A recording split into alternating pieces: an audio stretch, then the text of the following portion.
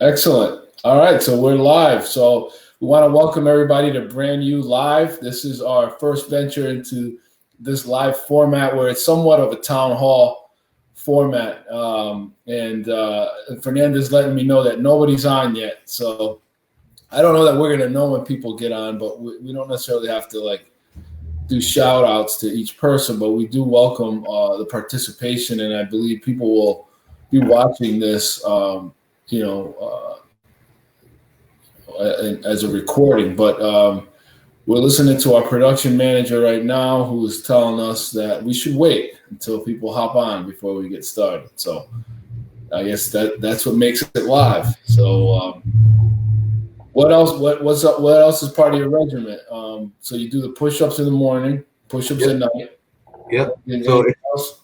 So every number has been going up every week. So every Sunday, every ticker goes up. So it's push-ups, crunches, squats, incline push-ups, jumping jacks. There's this whole three-punch combo, or it's like two punches and a kick when I was studying Muay Thai. So I've just kind of kept that little bit. Just gets the whole. They said the whole juices flowing. Feels good. Yeah, that's awesome.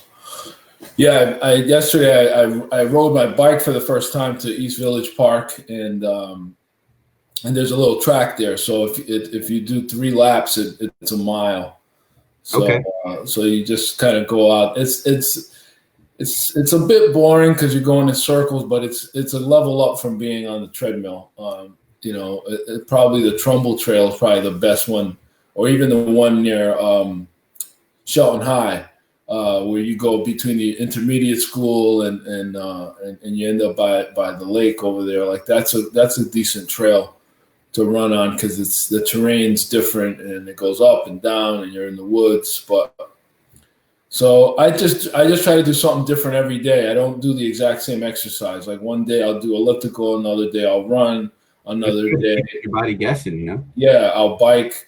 In fact, I feel like I'm starting to plateau a bit with the push-ups because I'm doing 50. I've been doing 50 in the morning, 50 at night for weeks now. But I got to see if there should be anything anything else I can do. Fernanda's going to let us know if we should be doing a watch party or anything like that. Again, it's our first BrandU Live, so we want to get a good crowd and get some engagement. We're the folks that are just joining us. We're starting in exactly 2 minutes because I'm about to share this link that Fernanda just sent. Fernanda, if you can send that link to me on our G chat. I can't seem to cut and paste it from the Believe TV thing. So yeah, there we go. So I am going to share this on Facebook, and we're going to get started on BrandU Live.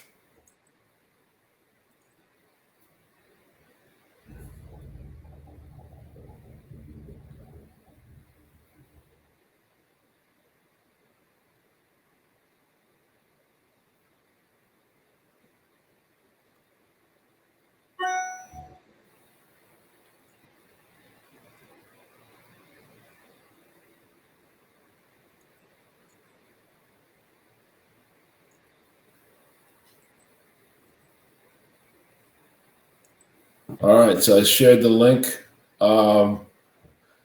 Excellent. It looks great. It looks great on video. So, Fernando, it looks like we're going to start in a minute. Those folks that have joined us, we're going to be discussing M.V.P. What is an M.V.P. and how do you launch that business idea you've been sitting on for a while and thinking about doing? So this is going to be a lot of fun.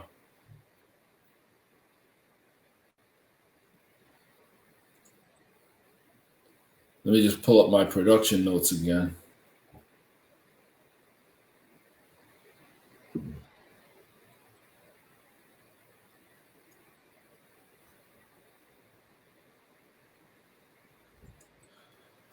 All right. Rob Thomas. Yeah, he's on there. So we're on there. Great, great. So we're going to be sharing. Rob, we see you. We know you're here. We appreciate you. And why don't we get going? We got 12:35, so we're like Broadway. Broadway shows usually start 8 minutes after showtime. Is some kind of tradition that they do. We're going to start ours 6 minutes. We're going to do 6 minutes. 6 minutes like Dougie Fresh. So. Well, I'd like to welcome everybody that's joining us. We're going to be seeing comments in the live feed. Let's talk about this concept of an MVP, which is the minimum viable product, and what our main goal of going live with you right in the middle of the pandemic, right in the middle of all this unrest, right in the middle of so much instability and chaos that's going on all around us. 40 million people. On unemployment, people are, wondering why would we be talking about business at this time? The last time that we had an economic downturn like this was back in 2008. And I got laid off during that time. I was at a company called Walker Digital. We were in the business of incubating companies and launching companies. It was famously known for launching Priceline. And at Walker Digital, once that market crashed, the value that a lot of our executives had, our leader had, was in stock, and so monetization strategies had to shift. So essentially, we stopped innovating, and at that point, I was faced with a decision to make. Did some soul searching, decided to finally start Peralta Design. So. Crazy time to start a company. We're in a similar kind of climate. We hope that we can inspire you during this BrandU live with some information, some encouragement. We want to get questions from the audience. We're going to be looking to our chat box here, and we want to get to those. But believe it or not, this is a perfect time to start something. And I've talked to people that just don't know what to do. They're wondering what is it, that can happen. But it's in times of crisis that you can get an understanding of how much opportunity is out there. In 2008, I remember being, my first reaction was try to find a job, couldn't find a job. And instead I looked at it as, wait a minute. So if a lot of companies are laying off people and they aren't going to replace those people, then this is a prime time for consultants and freelancers and smaller companies to come in and take jobs on a per project basis. So I identified a problem and I came up with a solution. And that was kind of the nucleus of the very, very early beginnings of going full time with Peralta Design. And those of us that had followed us on our journey, 13 years, 12 years later, we now have 2 locations. We've got 8 full-time employees. We're doing a lot in the community. We're very much active. And by the grace of God, we've got a very, very successful business going. And we want to encourage those people out there now that have an idea, that have been wanting to start their own business, are at a job that doesn't seem like it's on solid footing, or are tired of putting their kind of future in somebody else's hands, or feel like, look, this has been preordained. I have a calling to start a new business, but I don't know what to do. That's what we're going to talk about today. We're not going to talk about the resources, that the state can provide. And I think we're going to share some links on screen. SCORE of Fairfield County is a great, great resource for you for free if you're thinking about starting a business. Those are retired executives. Mikey, hello. It's good to see you out there. Those are retired executives that are now helping you start your business. So if you don't know at all what to do, like tax ID number, LLC filing, operation agreement, articles of organization, all these if those terms are foreign to you, go to SCORE, because they're offering you free help on how to get your business foundation set up. And the SBCD, the Small Business Development Council here in Connecticut, you need funding, you need capital. There are resources. There's money available.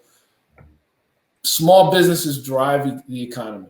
So we need small businesses to start every day. We need new ones to start. And you've got to be a little bit crazy to do this. It's not for the faint of heart. Those entrepreneurs that are listening, they're out there. They know that you've got to be a little bit crazy. But if you feel like you're motivated, you feel like you've got something burning inside of you, time to start my business. I'm here to tell you, Jorge's here to tell you that there's no time like the present. And there's no time like times of crisis or uncertainty, because there is opportunity there. If you find it, you can figure out what is it that people need right now. What is it that I can do that can help others? And if you start with that foundation, you may have the beginnings of a really good business idea. And I'm here to tell you that you can start very simple. This idea of an MVP is actually really saying to you, okay, here's your dream. You have this big vision of a company. You don't know what to do. Well, how do you pare that down to the most granular, simplest level where you can launch something and put it out there and test it and then build on it and keep improving and keep improving. So it doesn't matter how crazy your idea is. Jorge, you can chime in. I mean, there's some crazy ideas like, Carvana, for example. Like 6 months ago, people thought they were crazy because they're essentially a car vending machine. The pandemic hits, and now every dealership is trying to promote like no touch car buying experience. So they were ahead of their time. So there really is no idea that's too crazy. Now, can you support me on that? What do you think about that concept? Yeah, you make an excellent point. And they have the infrastructure already set up. Somebody had the vision forever ago. Why can't people love buying stuff online? If you think about it, people love browsing online, shopping. It's become this whole, it's this whole empire that Amazon has built. The ability that I can go on my device, I can go on my computer, browse for the features I want, filter for my specifics, and then boom, it shows up at my house. Somebody said, why can't the car buying process be the same? Why does it have to be, okay, I'm going to look, I'm going to haggle, I'm going to meet the sales guy. The sales guy's going to go pretend to talk to a supervisor to get me a better deal. It's a whole rigmarole, right? That because it's been since time immemorial, that's how you bought a car. Right. So they said, why can't it be as simple and clean and easy as doing anything else? And they, it seemed like, okay, does this have any legs? And before you know it, here we are now. It's totally evolved into this whole industry, and they have just skyrocketed. People still need to make those automobile purchases, especially now. And now they have a contact-free, clean, simple process for you to be able to experience that. Right. Puts them ahead of the game. You know what I mean? They saw the need before it became, before it exploded. Much like all the video conferencing systems that we're on now. Zoom was doing relatively well and successful, and it's a very competitive market. And then it became the de facto service provider for, hundreds of thousands of businesses across the country and internationally. So talk about being in the right place at the right time. Right. So just look at all this opportunity that has sprouted because of what's happening in the world right now. Right, and that's a great point. It makes me think that the MVP during crisis or why launching a brand right now is a good time. If you have an existing business, right? So you could be in the audience and have an existing business. And I just want to give a shout out before we dive into brand new businesses to some existing businesses that created new verticals or launched, new service offerings during this time. One of them is Minuteman Press of Shelton. My dear friend Harry Burlikoff, his printing numbers started going down during the pandemic, and but he had this supply chain where he had access to PVC material and plastics, and all of a sudden he started doing installations. And he tells me this funny story that he was at Smiles Dental and he was installing the barriers at their front counter. And Bill Purcell from the chamber walks in and he's like, what the heck are you doing here? And he was like, what are you doing here? And he has nothing to do with printing, but he's doing these jobs where he's getting $2,000, $3,000, $4,000, $5,000 jobs at all these businesses installing, these barriers, these sneeze guard type barriers. And another one on the topic of plastics is Modern Plastics. Medical, they kind of known right here in Shelton, known for like medical implants, and now they're going to be producing face shields. They've been producing face shields, but They're going to be producing them at a really, really high rate. They got a really big order. Totally new vertical for them, something that they weren't doing before. But let's go back to this MVP concept and the idea that this is a good time because there's a lot of opportunity. You're able to see, like, okay, people are in crisis. What could help right now? What's in need? How can my supply chain kind of help alleviate that? But let's talk about some of the basics that you need. Assuming that you've gone to SCORE and you've registered with the state and you've got an LLC and you've got a sales tax number and all that good stuff. Let's take Vic's Guac Shop, because I think Vic's Guac Shop, Victoria and Gucci, as I know him, great couple. She makes her own guacamole, and she decided, I'm going to start a business. She's a hustler. They're both hustlers. And they came to us for brand identity, which is showing on screen. They came to us for packaging design. They wanted to get this in stores. But that, for many people, how many people do we all know that make a certain rub or make a certain hot sauce or make wings, or there's something that they make that they're known for that they've always dreamed of putting it out in the market? And it seems like such an unattainable thing, because when you think of foods, you think of like, McCormick or, Tyson Chicken or some major brand. But there's many, many of these, especially in these smaller organic stores like Common Ground that we have, or Whole Foods, or Trader Joe's. Like, getting into those kind of stores, maybe not Trader Joe's because they white label everything, but Vic's Guac Shop, they came to us and they didn't have a big budget. That's the other thing about this, is that you don't need a huge budget to get your brand out there. So we helped launch Vic's Guac. And they're doing farmers markets. So we did their branding. We did banners for them. We basically outfitted them with like the brand package, where you have like a tent, you have a tablecloth for your, because they wanted to do farmers market.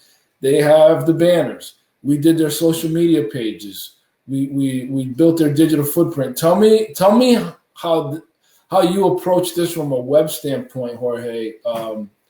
In building their platform, because there are many options for a startup. But what did we end up doing for Vic's Guac? Sure. So, and that's the beauty of it, is that there's so many tools out there that help entrepreneurs get off the ground.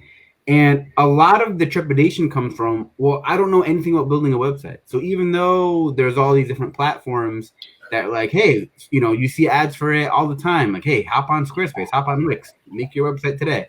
And people, even given those tools, are like, I don't know where to start. But they allow us as a web development company, instead of having to do everything custom from scratch, we can start with a platform and customize it to the brand. So after we received all the brand files on the design side, we were able to take this into the Squarespace platform, create a really dynamic website that got we talked with them about all the needs that they would want, all the type of content they were gearing towards. We were able to customize it to match their theme, find good imagery. They provided spectacular imagery too, which really tied together the whole brand and the authenticity, in that this is their product, this is their actual their actual photography. Get to learn a little bit about them, find out where you can get their product. It started out just at farmers markets, and then it, like you said, it built onto being available at retail locations. Yeah.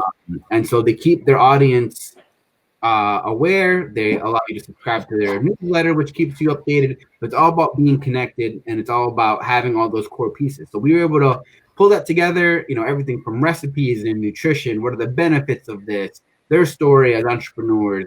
That way, you have that little bit of you get to know the brand. You get to really get personal with it, because it has that extra touch that, a major brand might not even know. Off the top of my head, I don't have a brand of, guacamole that comes to mind, because it always just seems to be, like you said, a white label product that's just added in other things. So this was another opportunity where you saw a need to have that, something that people love, especially now in the summertime.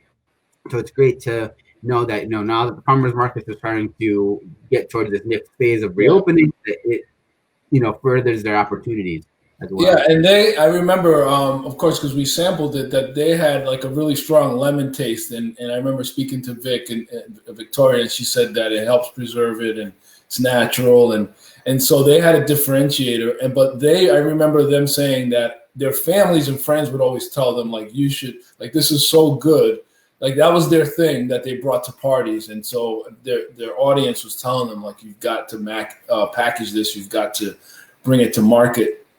And Vic's Guac Shop's another kind of good analogy we can make with them, and maybe even a tech company, in that they launched with their guac, and then they launched subsequently. They make a chocolate pudding that's made out of, and I know you like how I say chocolate. That's just my Providence, Rhode Island accent peeking through. But they didn't come out with the guac and the pudding at the same time.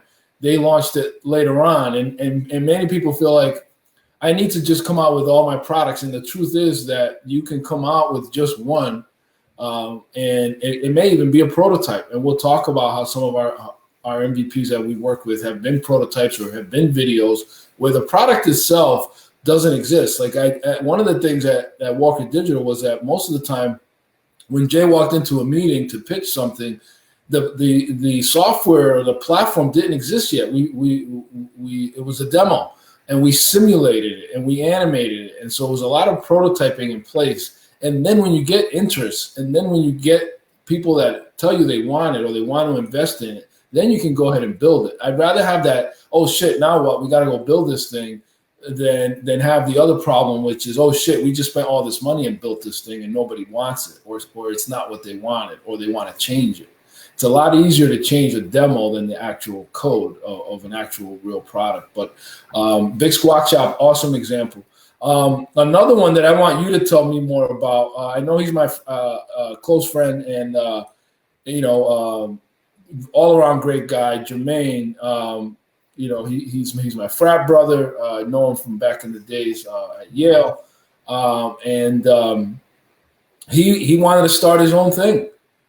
This is the second venture that I've helped him start. The first one was HELP, which was Higher Education Learning Partners, I think was what that acronym stood for. Oh, that's interesting. It's funny because talking to him, I knew that something else was familiar about it. Yeah. So that's the connection. It was Jermaine, Latif, and Tristan, and they started this kind of their own version of like a Kaplan's or a Kumon, or one of those kind of companies that helps kids kind of get into college.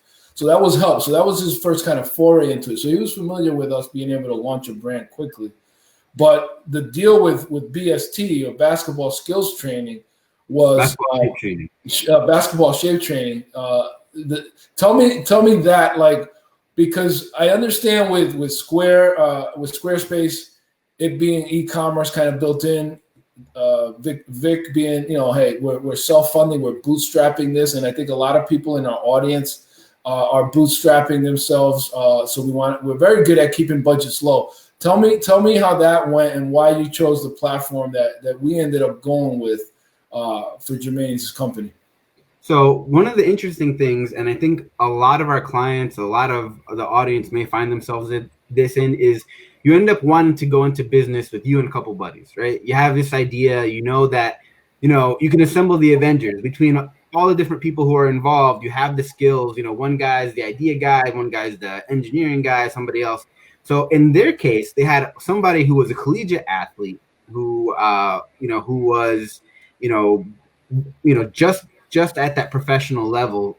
I have this incredible talent for training and molding basketball players. And you have all of these, especially sports now, especially when you're in that age bracket where you're coming up, and even, for adults who want to learn later, you have this incredibly rich opportunity to capture these skills and build it. But it takes that coaching, it takes that one-on-one that you're just not going to get in like a rec league. And if you really want to play at that top next level, you really want to even just get into better shape. Sometimes that one-on-one practice makes a difference. So we had between the idea, between the actual skills training, between another one of their friends and colleagues who was on the health and nutrition side. They knew they had all the pieces, and they wanted to go into business together. But they didn't have a huge budget, but they still wanted to be able to leave the door open for expansion down the line. So we decided that we were going to launch this as a WordPress site, and we were going to do this, again, a very shoestring budget. What can we pull together? And they didn't even have all the pieces. When we started production, they didn't have a single photograph to us, they didn't have a single line of copy. And we met with them. We took their whole discovery document. We asked all these questions about getting to the root of what it is, the service that they wanted to provide. We created that experience for them. We were able to also tie in, and the key part of this was being able to do scheduling. And I feel like there's a lot of ideas, a lot of businesses that rely on scheduling. A lot of them being, coaching, this one-on-one type of activity, or let's say you were in landscaping, or let's say you're, anything where you need to block out time. Mobile car detailing. Hey, we'll come to you. There's all these different ideas that people have that they need to be able to see what their availability is. People can pick those options and move forward. So we were able to combine WordPress and give them a website that really looked sharp, and also fuse that with a scheduling system that was third party. So that was the other thing, is we could have built it from the ground up, custom. It would have been very expensive, but it would have been theirs. Sometimes it's not always the solution. Right. It's always, you can find an option that comes off the shelf that you can customize to yourself that allows you to at least get started. And later on, you may have the capital and say, hey, we're going to invest. Instead of having to pay the third party after so often, we're going to invest, we're going to own this. And, that'll save dividends down the line. But they just didn't have that to get started. Right. And it brings up a good point. You've got to also determine where you're going to, where the resources going to go. You have a set amount of resources. Jermaine and his crew from basketball shape training, they were flying out to South Africa and meeting with folks there. And they've got a huge potential to do training there once travel picks up again. But it's a very, very good point. What I like about them is that they fit the mold of an MVP, because they started out with PayPal integration, and now they've decided to upgrade their site with us, and just kind of elaborate on that, because now we're building them an e-commerce platform. So that was pretty much the best part. They knew that they had the audience, and they knew they had the advantage of having multiple locations. They had training available in New York and in Maine, and they were able to say, hey, we know we have the audience, we just need to get the platform together. As soon as we get the platform together, they started getting sales. They started getting sales for what they needed to for training sessions. Then they moved into merchandise, and we were working with the very basic PayPal just purchase buttons that come through, and it's literally just setting it up. You don't get the full kind of shopping cart experience, but it allows you to make a transaction. It allows you to convert a secure transaction that you can offer to your clients, and that was the lowest budget thing that we could offer. Within a matter of a month, inside of 30 days, they had enough sales that they said, hey, we need to up this. We need to upgrade our platform to be able to offer, now we got into the logistical things. Hey, we're selling merchandise, but we're taking a hit on the shipping, because we're just, we just kind of took a guess at it. We're not really sure where we're at. So within 30 days, we were able to perform an upgrade. So that's, the beauty of WordPress, is saying, hey, it's open-ended. It's the sandbox is whatever you want it to be. And we had a solution already ready where we could deploy that relatively affordably. And now they have a shopping cart where they can put in multiple items at the same time. Right. It offers secure transactions. It calculates their shipping and the logistics and taxes. So, it becomes that thing where they weren't ready for that out of the box. They didn't have the funds for that out of the box. They're like, this is what we can spend, and that's it. After they hit the ground running, now we were able to issue the upgrade for them. Right. And it's been able to turn dividends. Perfect example of the concept of constant beta, where you get a product out there, you start somewhere, and then you continuously improve. One of the first exercises that I love that we do when we kick off a meeting, or when we're having that initial deep dive, is we just tell our clients, like, tell me what your dream house looks like. Like, literally, go nuts. Forget about budget, and what does the user experience when they come to your website? What can they do? What do they see? What can they buy? What do you want them to click?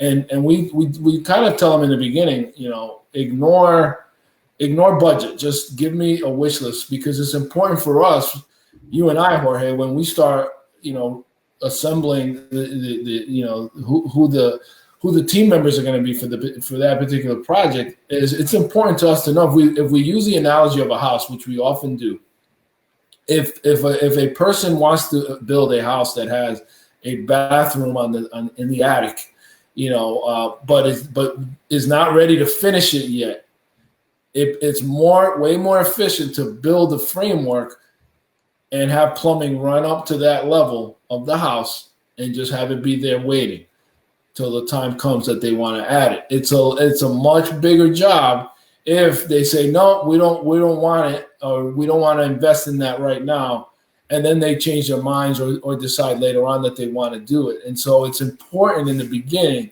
Don't worry about budget. Tell us everything that you envision this thing ever having, and then our job is going to be to try to align your budget, with your wish list. And then we pare it down until they line up, so that okay, based on $5,000 or based on 10 or based on 20, this is what I can launch with. But you're going to get a platform that can scale with you, where later on you can turn on these features. Like Rob Thomas, for example, right now we're going to add a password protected area. We're going to build a paywall. Well, that's already kind of built in, so it's not a big deal to do it now. He wants people to just sign up online. They can do that. They currently are able to RSVP. That's already built into the functionality. So you can have an M.V.P that launches without all the bells and whistles, but those bells and whistles could be in there, baked in, just dormant, and they can be updated and worked on later. It's kind of like having wires ready to go in the house, but not have that room finished, or move into a house where the whole entire basement's not finished, but yet it's framed in, so those are some things to consider. But the idea of constant beta is one that I want everyone to think about, even in their business concepts, whether it's a website, whether it's a retail store. Constant beta means you're constantly going to be looking at the data, and you're building the airplane as you fly. We're using this rocket metaphor that we launch brands, but you can get up in the air, and based on turbulence and based on wind factors and based on efficiency, you can continuously upgrade your ship so that you can fly further and further with it more efficiently, less drag. You may add a turbo booster next year. You may add another pilot, into the cockpit. Whatever it is, you can do this as you go. And that's what we're here to help you do. So I wanted to talk about one of our original kind of early startups that we helped launch, Ace My Interview. And I know it brings a smile to your face, Jorge, because we remember when he came in with his Dan came in with his like whiteboard. He had his little what did he have? He had like a flip chart under his arm or something, right? He literally had the whole whiteboard that he brought in, that he had, hey, here's my idea. You know what I mean? Talk about conceptualizing and brainstorming, and hey, this is just an idea that I've been talking about that's on the periphery of my mind. It's like a dream, you know what I mean? You try to remember it, like, let me write down what I can. Brought it in, and we worked it out. Okay, you have this great concept, but if we build that for you, you're gonna, this is gonna cost you over $100,000 out the gate. Yeah. How can we get this up for you in a reasonable format? And when we started out, it was a very basic form, and over time, it went from being like, hey, how can I schedule an interview, a virtual interview, to how can I give, and this is kind of part of what you said, constant beta. You get feedback. You get feedback from your audience, from your employees, from your clients, from social. And now you're able to see, just looking at what your competitors are doing, now you're able to say, okay, here's a feature that we need. Now we can prioritize them. So from just being able to schedule a virtual interview to how do I get effective feedback? How do I compare the difference, right? So before we didn't say, how can we measure where you were before to where you are now? So we created an onboarding survey. As soon as someone signs up for an account, they complete an onboarding survey so we can get an analysis of where they are. And then 3 sessions down the line, we can see that they've made market improvement over in their assessment. We invented an algorithm that calculates an assessment score for the interview grade based on the letter grade, based on all of these, the weighting of all of these different assets. You know what I mean? So you have all these different attributes that are in part of your interview. What was your interview like? Your attire, your knowledge, your professionalism, all of these different points and a different weighted percentage that are calculated on the fly. that give you something that you can go home, print. You can see you can see your entire history and see how you're improving and what the difference is. So it's been incredible to see that whole platform evolve and eventually see them land deals with, universities and educational. Yeah. So it's been spectacular to see that go from being just and also, and this is important, especially now. Talk about pivoting. The whole platform was initially designed to be for individuals, right? We wanted to get individuals to go out and get into this service, and it pivoted into your business, your university, your high school can all benefit from getting real world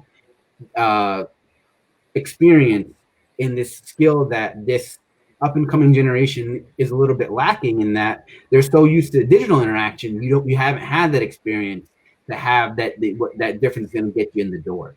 So it's been great to see it evolve over time. Start with with one idea and one business model, and like I said, evolve in mid-flight to be what it is.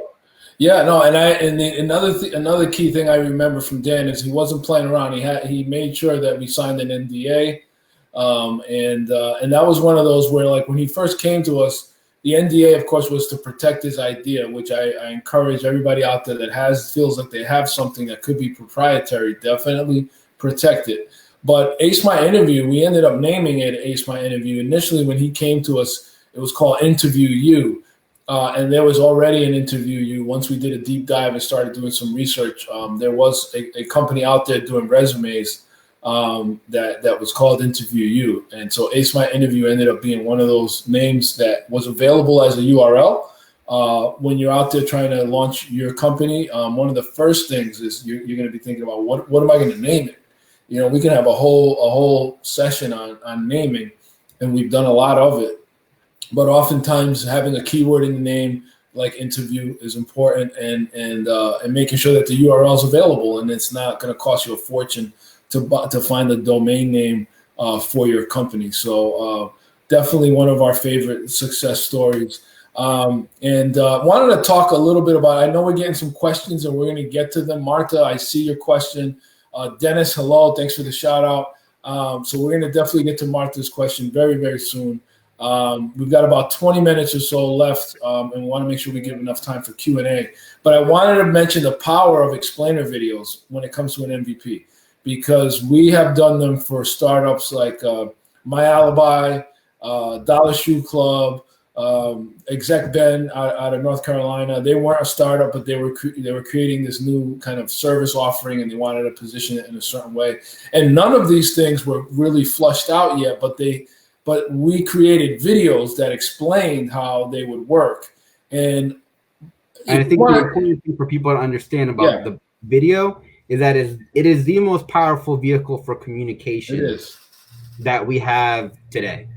Between what we're doing now that's live, how ultimately you could have the most beautiful crafted copy in the world, but if you have the video that can touch people in a quick, effective way, that's game changing. It's part of that whole experience of seeing it, and that's what really sells that entire product. So putting the video together is not only more effective in terms of communication, but it's also what you can use as a tool to market to potential investors, to your audience, so they can get the idea of what your business model is designed to do. One of the quickest MVPs, if you've got an idea and you don't know what to do, okay, register. Just a real quick example that incorporates video.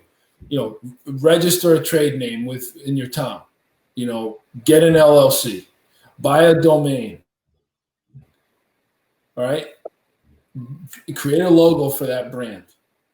Get a landing page, one-page website. That's all you need to start.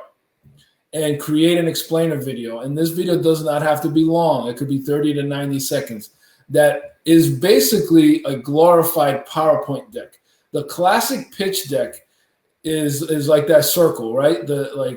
Simon Sinek has a circle concept. It's that idea of like framing the problem and then coming up with the solution, like the why and then the how, right? And so you can create an explainer video that basically identifies a problem that you've discovered that your invention or your business or your product can solve. And then you tell them, like, nobody can live without this. Look how awesome this is. And then you close with, like, whatever your ask is. If your ask is, we want you to be a customer, we want you to buy this from us, we want you to be an investor, depending on who you're pitching to. You may be pitching to other entrepreneurs, you may be pitching to, venture capitalists, but whoever you're pitching to, you give them the why and the how and the what. What is it that you want them to do? And you put this into a video that's compelling, that's no more than like 60 seconds on average, and you've got the makings of an MVP, because now you have and of course you populate your brand on your social media and you point them to this website so that people can watch this video and get excited about your new venture.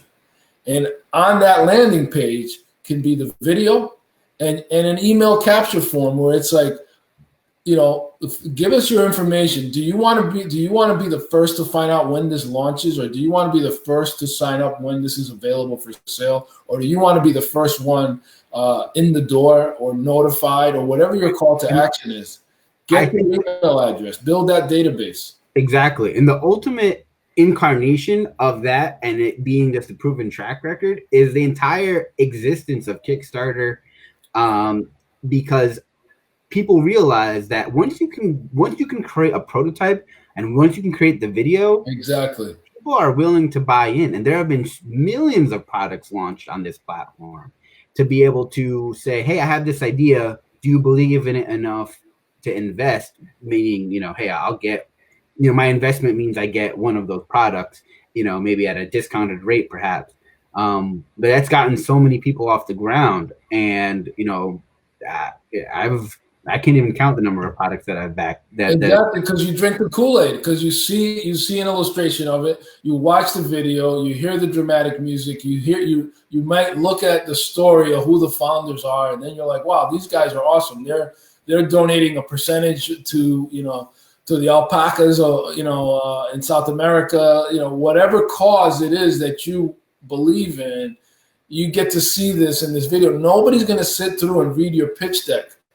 Nobody wants to read. Nobody has time. And when it comes to video, if anybody's been following the videos that I've been putting out once a week, I put captions on them because it's some astounding number. Like 80% of people watch video on mute because they're watching video while they're doing other things, or they're watching them in places where they shouldn't be. But you'll even have a higher engagement if you have captions. So something to think about. A great MVP is a video sometimes, and it's something that can be done for a fraction. To give you an illustration, if you were to build a new app, and this app was going to cost you $100,000 to build, but you can create a video for $10,000, okay, that simulates what that app is going to do. That's a much lower risk on capital than building the entire application. And guess what? You're going to need that video anyway. If everybody loves it and they're on board, you're going to need that video anyway to promote your new app. So it's a great consideration when it comes to building an MVP. So Jorge, if you had any other thoughts on MVP from a, because I've kind of talked about it from a brand standpoint and a business standpoint, but from a web standpoint, if you have any other thoughts before we turn to some of the questions, because we've got a good one that I want to make sure we have time for. Sure. And really the whole essence of the MVP is getting it all down on paper is probably the most important. It doesn't have to be, a lot of people, it could be a Word doc, a Google doc, right, something. Get the idea down that way you don't forget. Figure out what the name of this thing is. That'll be another thing, placeholder name. Think of everything you want it to do. Think of what your whole business model is. Get it down on paper. Shoot for the moon, right? Like, let's say you want it to be X, Y, and Z. Great. That way we can take all of that raw material and distill it all the way down. And it might not be us. It might be you and your partners. Whatever your grand idea is, distill it down into what you can get away with launching your version 1.0 or your version 0.5. Because every great piece of software, every great app, every great platform has had that evolution. Nobody stays successful staying version 1.0. 1.0 becomes 1.1, 1.5, 2.0, 2.5. We're on Windows 10. We're on Mac OS, whatever. it all evolves over time, and you need to be able to have that evolution and adapt and evolve and pivot. And it all starts with exactly right. I want to end on this before we go to Q&A. Do not let perfect be the enemy of good. We've seen it so many times where products, we use this metaphor of launching brands.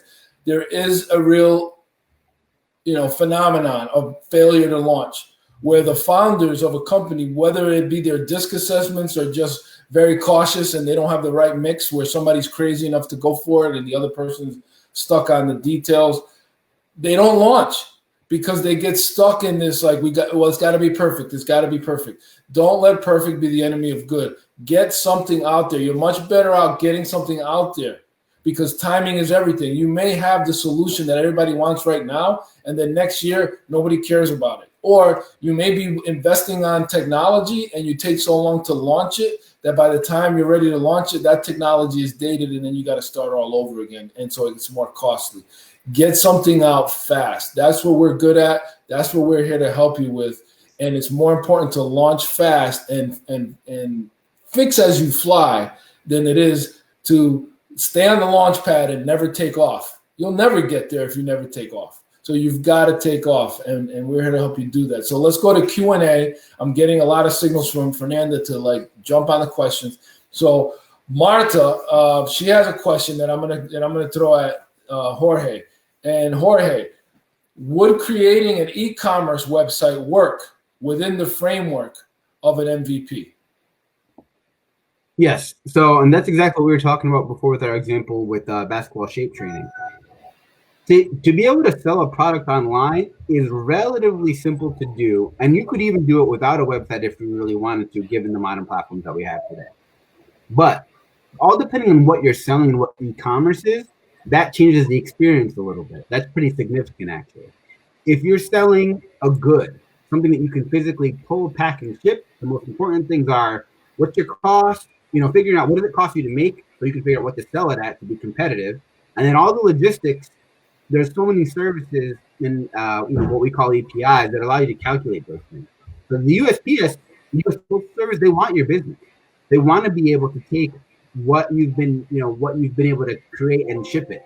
If you have local pickup, that's also possible. You have a lot of potential for for doing business locally, for local pickup, in addition to doing that. A lot of these platforms, once you get a business account like PayPal, for example, Stripe, for example, you'll have a terminal where you can process transactions through their dashboard, just from having your computer open at whatever that is. So once you figure out what your good or service is, if you're shipping something online, that's entirely doable. PayPal has buttons you can slap onto your website if you have one. If you don't have one, again, all you need is a one-page site and be able to copy paste some text after figuring that out. If you have a service, that's where things can get a little bit more. You might need to go the next level. So if you're booking a service, you say, hey, I'm booking, spa treatments. I'm booking, like I said, auto detailing. I'm booking guitar lessons, or whatever the service is. You're going to want to make sure that you're not double booking. And that can also be easily served by, again, third-party platforms you can pull off the shelf. One of our favorite platforms, can be had, it's starting at $15 a month, and it gives you the ability to have a calendar where you can schedule. And then really it's about making sure you have business accounts set up and signing those up and getting everything connected. Excellent. So we've got another question, and that is from Dan, who's asking, when do you know if you should go off the shelf or build custom? So again, Jorge, I can jump in on that, but I think that's more your ballpark, because we've kind of been dealing with that right now with a client that was looking at like a business card ordering platform. So where do you go one way or another? What would be the measuring stick there? So it all depends on the business model and the amount of capital you have to work with. Oftentimes going third party off the shelf is a matter of, hey, I would love to build this myself and own it. And then maybe even if you have a need, it's probably a safe bet that somebody else has that need, right? Like if you need to be able to have people order business cards from you, there's probably other people in your same situation who need to do that. You could then, once you own that, you can then go ahead and sell that product as a service to other people. That's the power of building it yourself. But the problem is that the amount of development time that's required becomes expensive. It becomes an entire thing that can inhibit you from actually launching. So in order to get off the ground quickly, in order to get off the ground relatively inexpensively, going third party off the shelf helps you at that point. After you've been in business for a while, you may realize that, hey, the amount I'm paying this third party vendor to be on their platform, that's another employee that I could have every year who may be an engineer who could help me build it myself. Then after that point, you don't have to worry about paying that third-party vendor anymore. You can reinvest that capital once you own the platform yourself. So it really comes down to the funds that you have to work with, and then what your business model is. Ultimately, you could stay on that platform forever. If it works out where, hey, that amount of money works into my business model, and you're happy with it, and they're doing a good job, and they're taking some of the responsibility of having to, software is much like a car. It requires maintenance. Over time, anything, especially if you're talking about anything internet connected, you can have something that's not connected to the internet or just stays on a desktop, piece of desktop software. One of our engineers worked in the service station, point of sale system service industry for forever.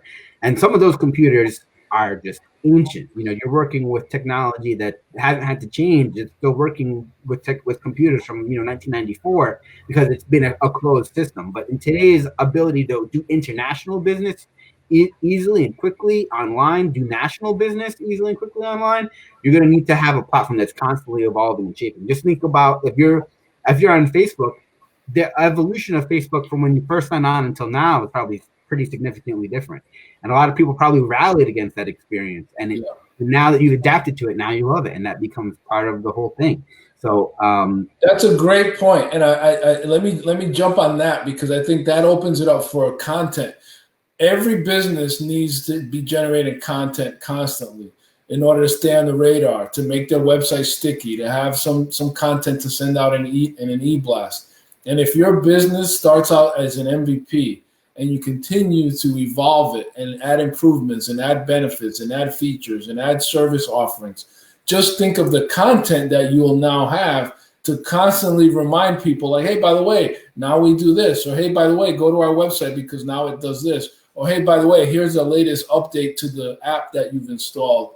Every major platform, like you just said, Facebook does it, but every major app out there is constantly updating. They're working out bugs. They're adding features. They're adding benefits. It gives you an opportunity as a business to stay on the radar. It gives you content, gives you a reason to connect with your customers and to engage new ones. And if it's a major update or a major refresh, guess what? You can do a press release over it. You can do a major e-blast over it. You can really generate and utilize that content. So you don't have to be perfect on day one. Just think of it as getting something out there and then building as you fly. Continue to evolve it. I do want to address a question that was sent to us earlier on by Anthony, which had to do with branding. And he was talking about investing in a company that had a brand already, and how would he relaunch it, and would he need to start over? And it's not really an MVP, but it's related, because it's one of the things that we do. And in that case, and I guess for an MVP, if you said, look, I don't have money to pay for $5,000 for a brand identity package, I'm going to go on Fiverr. And guess what? We all got to start somewhere. If you've got a business and you decided to have your nephew make the logo, or you decided to go on Fiverr and pay $20 for the logo, and you went on GoDaddy and you made the website yourself, congratulations. I still highly respect and admire anyone that decides today's the day that I'm going to start my business. There's absolutely nothing wrong with that. But what happens is that you start to build equity, you start to build relationships, people start recognizing you for your name of your company, the logo, as crappy as it might be, or as primitive as it might be. You start building some brand recognition.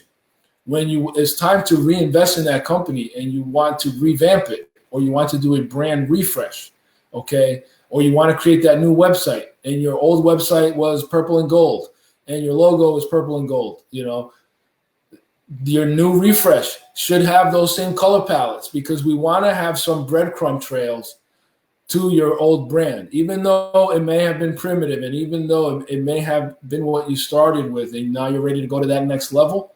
We don't want to change everything. because you run the risk of losing some of those customers that know you, not by reading all your material, but by knowing your icon or knowing your color palette or knowing the name of your business. So we'll make sure that as you evolve your brand, just like you could evolve your website and move it from a Squarespace over to a WordPress, or move it from a Wix over to WordPress, that you retain some breadcrumb trail so that you have an evolution of it, so that you're holding your client's hand, so that you don't lose any market share.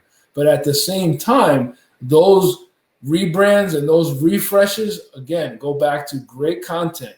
So start with that MVP and continuously evolve it, continuously grow it, and utilize that content of those updates as great content for you to continuously engage and stay on the radar with your clients. Ultimately, the whole point of going into business is to be profitable, to help other people, to grow, to employ, to expand, to scale. And you can do all those even by starting with an MVP. Just think of your MVP as point A.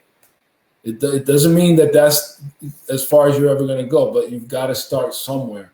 And oftentimes people can get, what do they call it? Paralyzation by analyzation. If you think about it too much and you don't move, it's a bad thing. So I'm going to end there, Jorge. I think that we're just about out of time. This was a lot of fun. And we're definitely going to do it again. And we welcome questions. We'll probably share this video, and we'll keep an eye on comments. I know Fernanda's going to keep an eye on comments. And if there's anyone that wasn't able to come up with a question now that has one that they come up with later, we'd be happy to help you. And we're here. We're here to help you launch your brand. Jorge, any final words? No, just like you said, this is a lot of fun. Always, and this is part of it. I've always been really happy to work for a company that, you know, we're not. It's not just about what we're doing, and but the giving back part. And this is the next piece. Is, you know, the next entrepreneur with the next idea that we can help get off the ground, even with something like this. Hey, that's part of the mission. You never know. You never know how far they're going to fly, and that's the exciting part. And we're here to help. All right. Thanks, everybody that signed on. We wanted to keep this within your lunch break. We hope you got a lot out of it. We're going to definitely do some more. Remember, you can launch your brand fast by creating an MVP. This is Ramon Peralta and Jorge Pezo Candelario signing off from Brand University Live, BrandU Live at Peralta Design, where we launch brands. Take care, everyone.